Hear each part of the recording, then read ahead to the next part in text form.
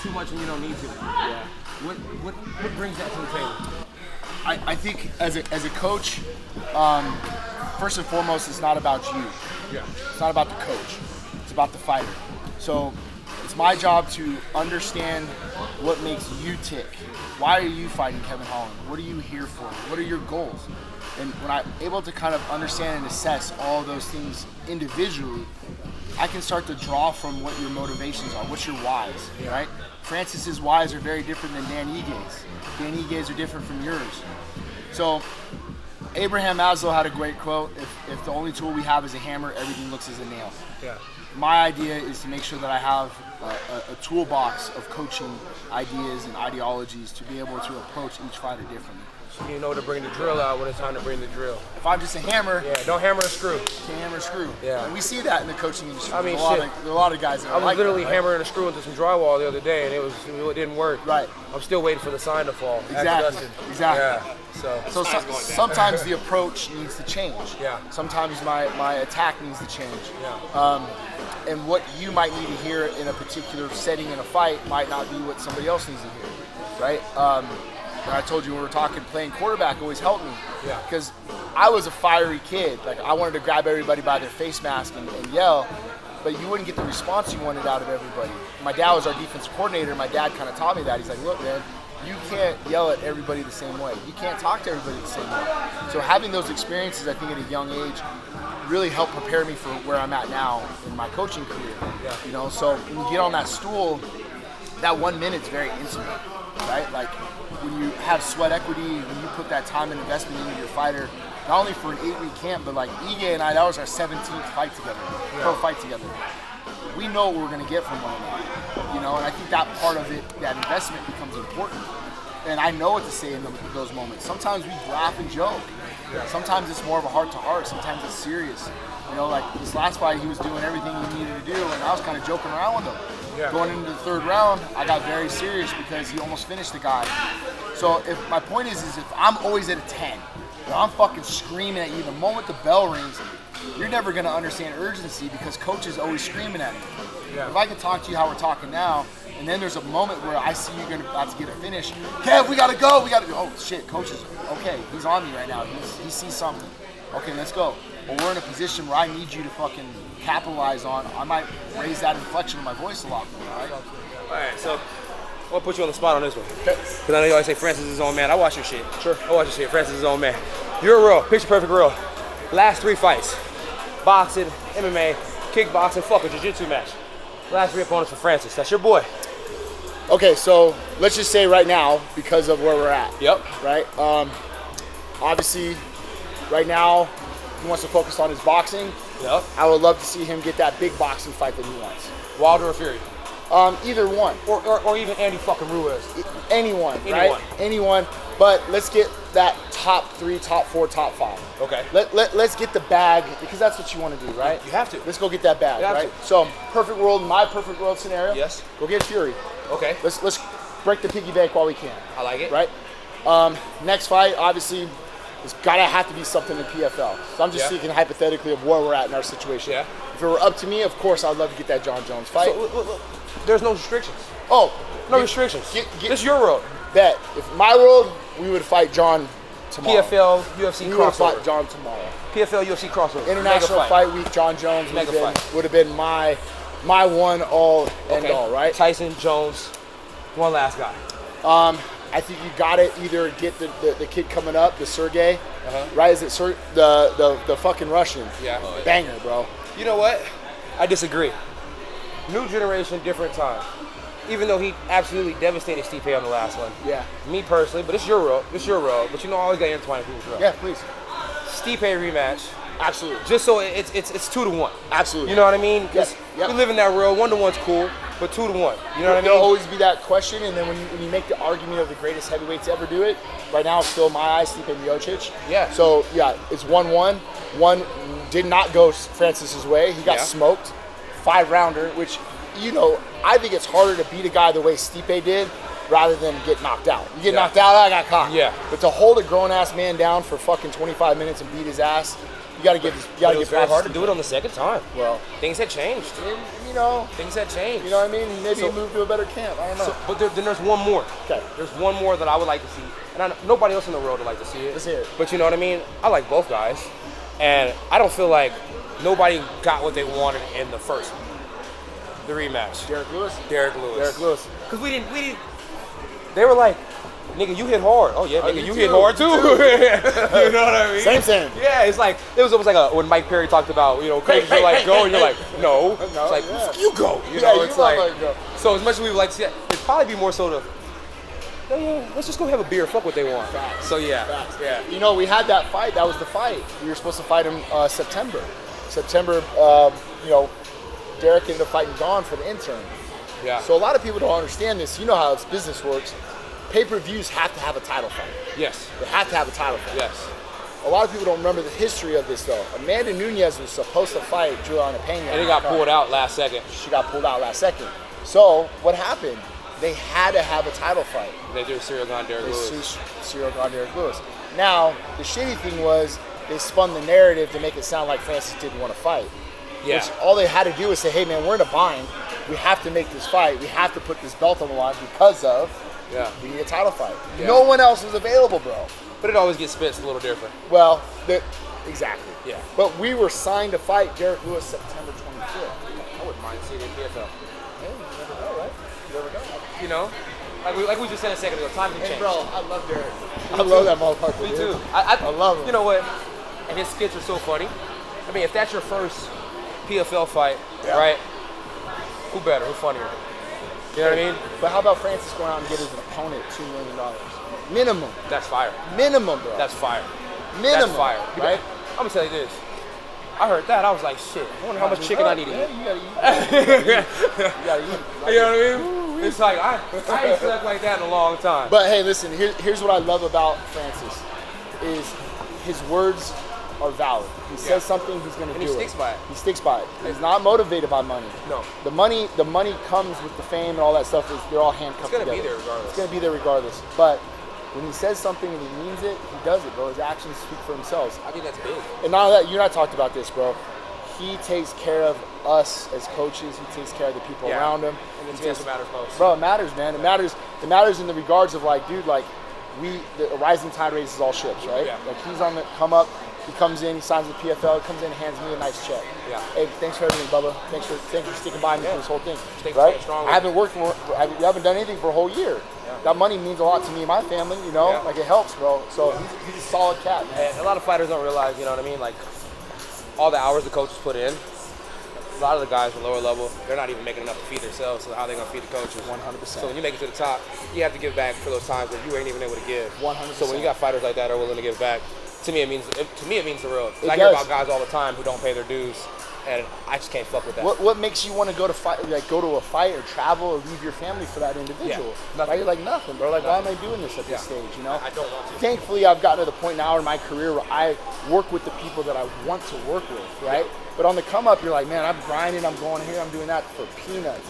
But what you lose out on is, man, my kid's 15 right now. My oldest daughter, I have a 13-year-old, I have a 6-year-old.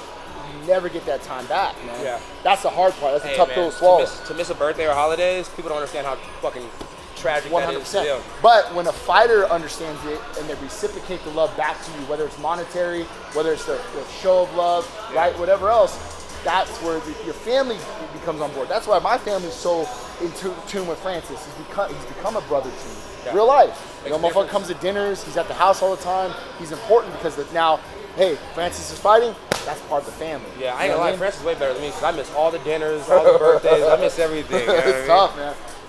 So we're here with 2020 Coach of the Year, right? Yeah. That's awesome. Yeah. Congrats on that. Thank you.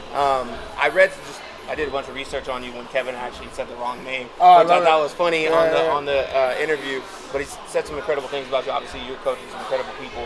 2020 Coach of the Year. What was your background? Did you think? To me, I think coaching is the highest leadership form you can do. Yeah. Speaking of Kev with the right name, where did that come from? I mean, I obviously come from the coaching background. My lineage is, football. So my dad, my uncle, my great uncle. My great uncle was the head coach for the Washington Redskins and the Cleveland Browns, Mike Nicksick. Wow. Yeah. So just a lineage of family of coaching. Obviously, I thought I was going to be coaching football. I knew coaching was going to be in my life at some capacity. Now I just coach flag football. So, but I'm in here and I coach these guys, world-class athletes, and man, it's something I feel like this career found me. It's been an amazing path for me. That's awesome. Your dad is in the high school Hall of Fame, right? He is, yeah. Head coach? Yeah, he was never a head coach. He was the first non-head coach to be inducted in the Nevada State Hall of Fame. Yeah, That's amazing. It's pretty cool, man. And then I just got inducted last month, so I got in the Hall of Fame. Congrats! So yeah, it's pretty cool. That's awesome. So me and my dad both, and same. Now my son's up next. So yeah, it'll be good. So 3 kids, right? 3 kids, 2 girls, 1 boy. Oh wow, that's good. Yeah. What are the ages?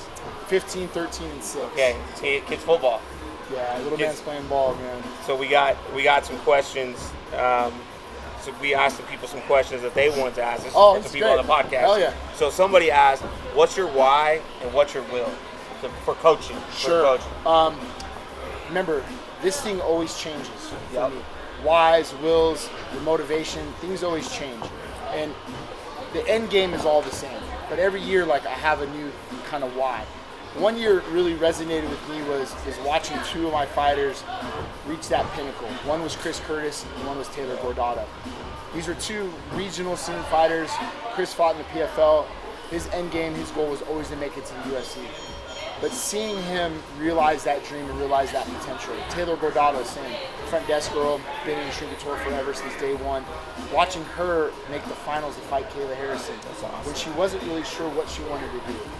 The thing for me is being able to kind of help shepherd them into those dreams and find them. So I think my coaching why became, it's kind of cliche to say, but like I want to help navigate these careers and make them realize their full potential and get the dreams that they want to achieve. Because sometimes, man, it's just, having the right voice in your ear, having that right people around you, to help you achieve those things. So my why has always kind of changed over the years, but right now, like recently, it's to help those young up-and-comers and those young kids kind of realize their full potential. Cliches are cliche for a reason because they're true. True. Right? Learn that. It's crazy. One was, what is your favorite thing about coaching Sean Strickland? He's the most real motherfucker you're ever gonna meet. Yeah. And there's something refreshing about that this day and age. So we got some questions. So we asked the people some questions that they wanted to ask. This is for the people on the podcast. Hell yeah. So somebody asked, "What's your why and what's your will for coaching?" Sure. Remember, this thing always changes for me. Whys, wills, your motivation, things always change, and the end game is all the same. But every year, like, I have a new kind of why. One year really resonated with me was watching 2 of my fighters reach that pinnacle. One was Chris Curtis and one was Taylor Gordata. These were 2 regional scene fighters. Chris fought in the PFL. His end game, his goal was always to make it to the UFC. But seeing him realize that dream and realize that potential. Taylor Gordata, same. Front desk girl, been in the Shrinker Tour forever since day one. Watching her make the finals to fight Kayla Harrison when she wasn't really sure what she wanted to do. The thing for me is being able to kind of help shepherd them into those dreams and find them. So I think my coaching why became, it's kind of cliche to say, but like I want to help navigate these careers and make them realize their full potential and get the dreams that they want to achieve. Because sometimes, man, it's just, having the right voice in your ear, having that right people around you, to help you achieve those things. So my why has always kind of changed over the years, but right now, like recently, it's to help those young up-and-comers and those young kids kind of realize their full potential. Cliches are cliche for a reason because they're true. True. Right? Learn that. It's crazy. One was, what is your favorite thing about coaching Sean Strickland? He's the most real motherfucker you're ever going to meet. Yeah. And there's something refreshing about that this day and age. Is you're never going to worry or wonder if he likes you, doesn't like you, this or that. And what I love about him the most is that he's shown a willingness to be better, to become a better human being, become a better teammate. When you learn about somebody's history or path, they know you find out a guy like Sean never really had a family system, never really had a support system. He did everything on his own. So now he has this gym and this team and this ethos and people around him that show him love and care about him and care about his well-being, and that reciprocates back from him now.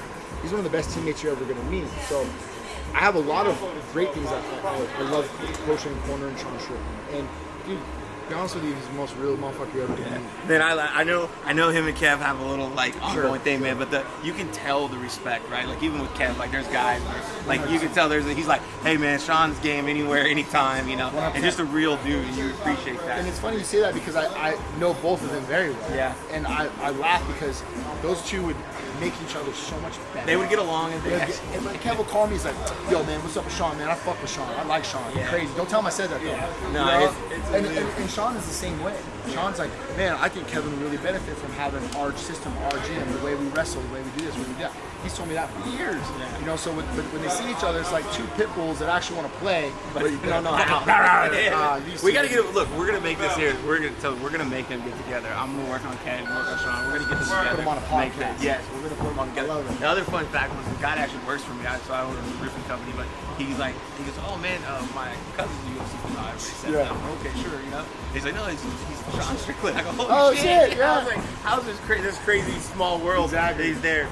We answered about favorite, but I think for me, so I'm an entrepreneur. Sure. We have 100 plus employees, and I'm sure that you guys probably have 100 plus people in the gym. What is the thing that you do? I know for me, the struggle is when you're watching these young cats. Like I'm the same way. I always like to coach and lead, give more deposits than withdrawals. I heard you say something to Kev up there. You're like, I'm not a screamer, I'm not a yeller, because it is. If you're always just pushing, when does it end, right? And the other thing is people don't respond to that, right? They respond. So I always like to give more deposits. Though when I take that withdrawal, it's a big withdrawal. What is I guess the challenge for me is I always watch people struggling, and I want to do it for them, but you can't. Not everybody can make it, right? Everybody wants to be world champion, but not everybody's going to be. What is the hardest thing that you deal with when it comes to coaching these people for you personally, right? Not the physical, but just you. What do you struggle with when you see something going on? Sometimes, to me, it's a waste of talent. A waste of talent just because of complacency. And my buddy was just got out of Navy SEALs. He was a Team 6 guy, and he always talked about that. Complacency kills. Yeah. And when you think about it at the highest level, right? SEALs, guys are going to battle. These are lives that come on. And when you think about that, I know we're not going into war, but if you thought about that same urgency, right? Like man, like I only have so much time. You see the poor kid for Bellator who had a fucking heart attack, right? Like all these things that make you realize the fragility of life. We have only a short window to make the opportunity matter. Yeah. When I see kids in here that just they show up late, they don't take their fucking round serious, they don't take their day serious. That does bother me at times. And my dad always had a saying too, like you always have to worry when the coach stops talking. Oh yeah. When a coach stops coaching. Because you just, dude, I can't do enough of it. Man. Yeah. Like, you're like, all right, man, I can put my energy elsewhere because this person just isn't going to adapt and listen, But the time, like showing up on time, it's so funny how easy and minuscule it might sound, but when you add up an 8-week camp, and the guy who misses 5 minutes of practice, or is late 5 minutes a day, those reps add up. Yeah. Don't leave reps on the mats.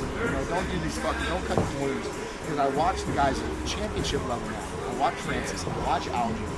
I see like guys like Patchy and Rocky, and guys like out in the gym that work with, right? They're not cutting corners. Not only they're not cutting corners, they're doing all the extra added shit at the end of their practices. Things that nobody sees, man. I get to see. So it's great being a parent too. With my son, I just bring him in the environment. And let the environment coach him. He gets to see it. Hey, what's Francis doing over there? Oh, he's working a little extra. So what does he want to do? He's work a little bit extra. So I think for like the young guys, the young up-and-comers, check your surroundings, right? If those surroundings mean your friends, people around you, if they're not meeting your skill set, they're not meeting your demands, get a new friend group, bro. You have to. You have to. It's not what you do, it's who you do it with. And they watch me, right? I have a 6-year-old, he just turned 6 last month.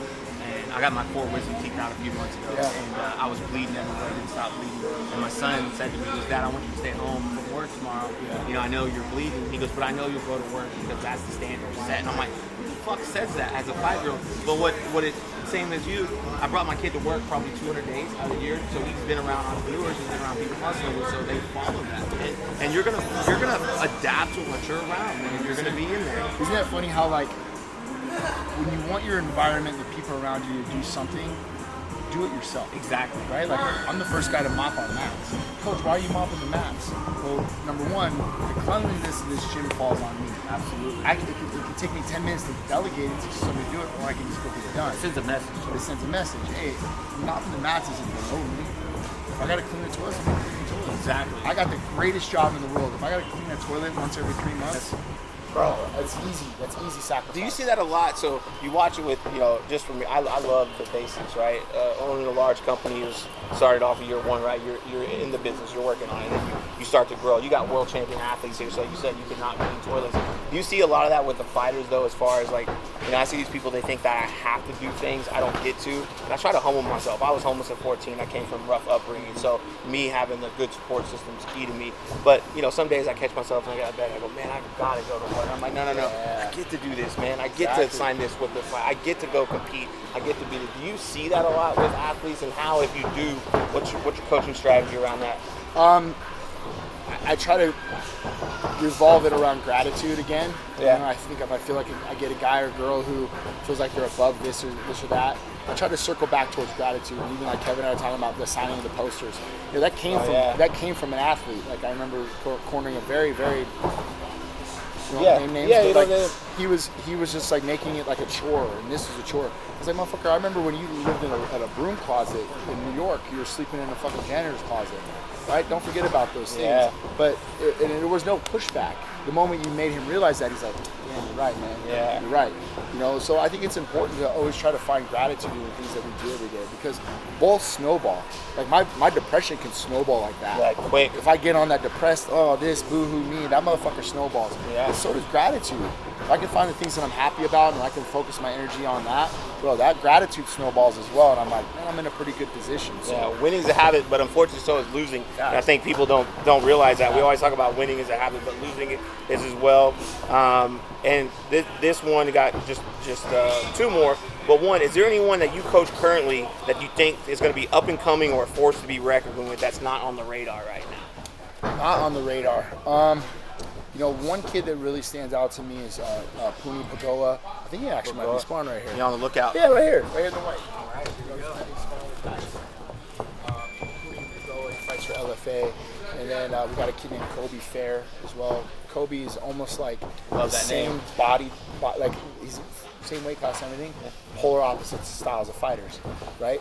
Kobe's an all-American wrestler, just a grinder, getting his hands together. This kid's a striker, getting his wrestling together. All right, so working together. Putting the two together, they've been an unstoppable force. But 2 very, very good up-and-coming kids that really have the work ethic and the wherewithal, I think, to be at that championship level. And I have one for you because I like your coaching style. I like what you're doing. I think genuine people win out. I think love wins in the end. Yeah. And I think like social media, this is what I think money, leadership, and social media, they don't change people, they expose people, right? Yeah, eventually you're going to get caught up. I like what you're doing, and I see a lot of coaches, they almost make the sport or their fighters about them, because it's a limelight. It's an ultimate, look, Mike Tyson was one of the most popular people in the world, like women, children, everybody loved it. So when you see a Francis knock someone out, or you see the Connors or the John Jones, you see these things, it's great. What would you give advices for the coaches, right? Because I see some of these coaches, they almost seem like they make it about them, right? It's like all about me. Yeah. What advices would you give for coaches that are either currently coaching or trying to come up in the game? Put your fighters first. Put them in front of you. Again, leaders eat last. 100%. You're going to have to understand that the fighters are the CEO of their company. They hire and fire as they see fit. Now, again, there's a line there of loyalty, guy staying with the fighter because he's helped bring him up. Yeah. But there's also responsibility for the coach to keep evolving themselves. What I mean by that is young up-and-coming fighters might be with their coach from some small town or some small town, and they hit their ceilings. Now, you'll know some good coaches where they'll say, like, hey, you know what, you've outgrown me, move on to somewhere else and go. I hate hearing that because that's really on the coach to keep evolving themselves. And I think that's what I love my relationship about a lot of my coaches or my fighters and even coaches is we hold ourselves to a different standard. I love when our fighters go and train to other places. I love going to train to other places because it keeps us evolving, keeps us growing. The sport is constantly changing. And if you're not evolving yourself as a coach, you're going to get left behind. You know, so but what you're also going to do is showing your fighters that you're continuing to invest in yourself. Absolutely. And grow as well. Yeah. Makes sense? Yeah, you just had me think of the second question I was going to ask. What do you do to grow? But you answered that. You're going to other gyms. You're learning, evolving. There's so much information now. Like when I started in this game, you only learn from in here. Yeah. So what did you have to do? You paid guys for private lessons. You paid Drysdale and Mike Pyle and all those guys that get your work in and time. And now every piece of information is at your fingertips with YouTube, with DJ Fanatics, and striking, dynamic striking, right? Like I have probably, I don't know, 50 videos on dynamic striking. They're all write-offs. I can write them off as a coach. I hit them up. I did video content with them. They're like, hey, here's a password. You can download anything you want. So now I have all this information from Mike Brown. Right at your fingertips. And are you going to learn something maybe that you already know? There might be one little detail at this level. You can take that one little detail and expand on it so deep and so big that you can give different style of fighters something off that little bit of detail. So always try to find ways to evolve and grow, because I mean, honest to God, man, like you're gonna get left behind. I hear that a lot in here. Like I hear like guys like, oh, don't switch stances or don't do this or don't do that. Oh, fucker, you watch Corey Sandhagen fight, right? Better. Like he's getting better, but if we're not learning and adapting and growing, man, we're gonna get left behind. 100%, man. We appreciate the time. Thank you so much My pleasure. for having us, man. I love the conversation. I could have did this all day, but we take away from No everybody. problem at all. Thank you.